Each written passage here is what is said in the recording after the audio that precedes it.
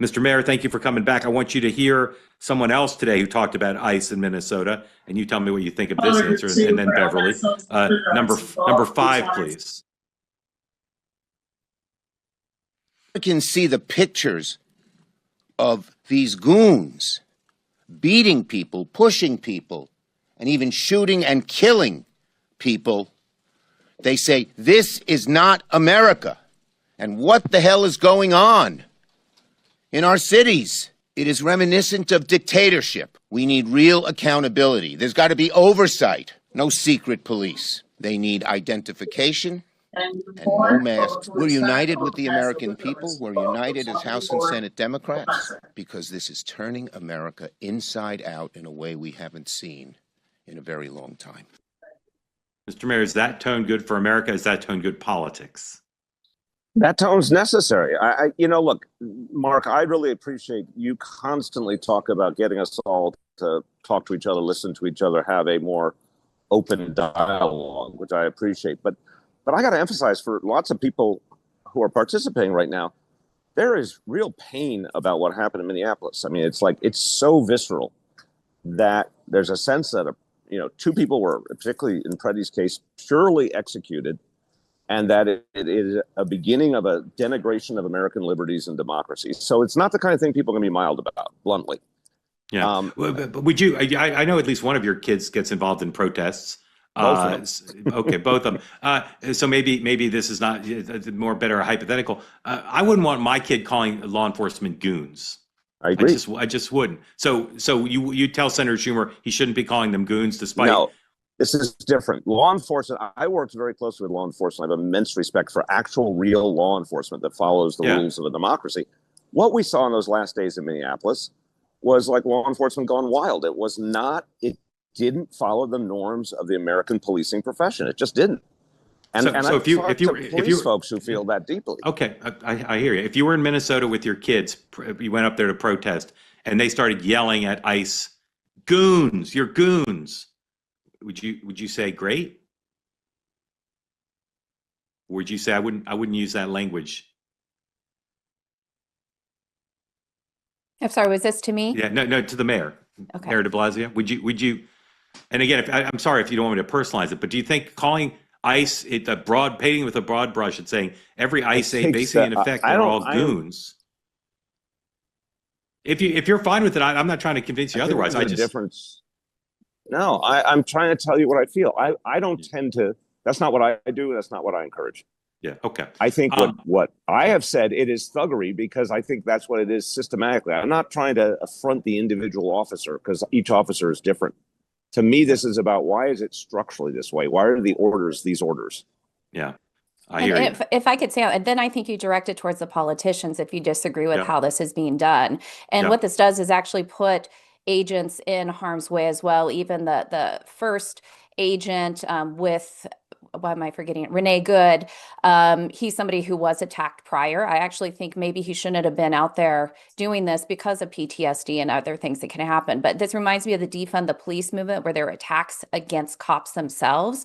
I don't think you attack the agents. Obviously, if you have an agent acting inappropriately, you deal with that on a case-by-case basis. But when you have elected officials making those types of claims, calling them goons, instead of just directing it to those who are putting forward these policies, you're putting in the wrong direction and putting a target on everybody's back. It actually makes things less safe for everyone.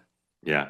Mr. Mayor, because your age, I know you know the famous in Batman, the TV show, where they would walk up the wall and that celebrity would open the door. Beverly's got no idea what we're talking about. Anyway, when your camera was sideways, that's what made me think of you were like Bruce Wayne going up the side of the wall. Thank you for turning your camera. 2 more sound bites. I appreciate that heroic reference. Thank you. Yes, sir. You look good in a cowl, I have to say. Two more sound bites on this topic, and then we're going to move to probably Scott Bassett on the Hill today. Here's someone else whose rhetoric is often accused of being inflammatory. A poll I saw today was not particularly encouraging for Secretary Noem.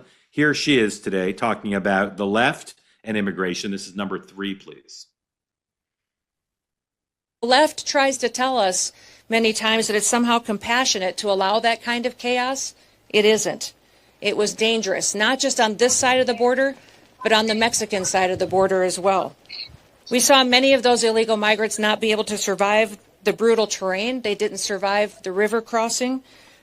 Those causes of death, of heat and water, were dangerous, and the left behind so many bodies that in some counties along the border, they had to install migrant morgues just to pick up the dead bodies that were passing away on their way to try to get into the United States.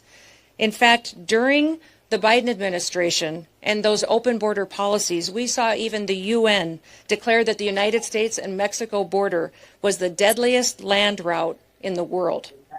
Countless people were sexually abused and trafficked over and over again and exploited. One story that I remember that impacted me so dramatically was a horrifying story of a father who paid a smuggler $1,000 to bring his wife and his 2-year-old. Beverly, if you got one of those Burisma contracts, 50 grand a month for Department of Homeland Security to consult with the secretary on her public presentation, what would be some of the advice you'd give her about how to communicate more effectively? Well, I think in this clip itself, there's a lot of positives that she gives, because I do think this issue of when you encourage open borders, you actually encourage a lot of bad actors to take advantage of the most vulnerable. So I understand why people want to send their children over for a better life. I understand that. But there are plenty of people who want to take advantage, and the rapes and the murders, horrific on the border. As a whole, though, Kristi Noem, she's had a lot of gaffes in her past appearances, whether that's with El Salvadorian prisoners behind her holding a gun inappropriately towards somebody's head in a press conference that she had. I think sometimes on Twitter, all you have to do is look on X, and her wardrobe itself is something that's commented on a lot. But I thought this was a better toned down version for her, because she really struggled with a lot of her press conferences in Minnesota.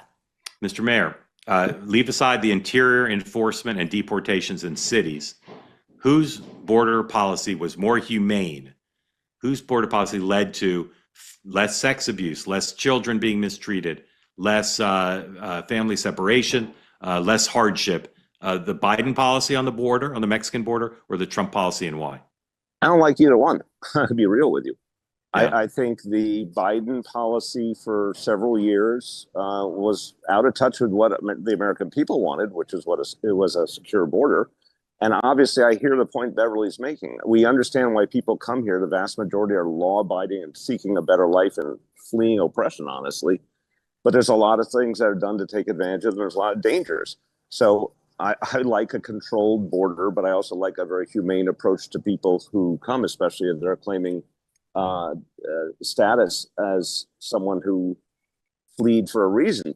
So I don't think either one succeeded, honestly. Yeah. And now the enforcement by Trump has been an unmitigated disaster. Yep. Okay. Say you're in the airport in Dallas, Fort Worth, and you're thinking, I got to buy Valentine's Day presents. What am I going to buy? Well, what you're going to do, you're going to go to Cozy Earth. CozyEarth.com is making available to you a special offer now. Buy one, get one free on their famed, celebrated bamboo pajama set. You get 2 for the price of 1. And if you've not bought anything from Cozy Earth, it's a great opportunity to figure out, what is all the fuss about? Why do people come on here and salivate over their bubble cuddle blankets? Sometimes literally, it's a little gross.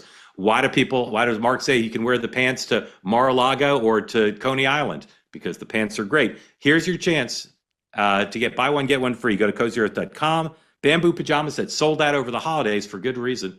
They're hard to come by. They're like a 1961 Mickey Mantle baseball card. You just don't see them every day.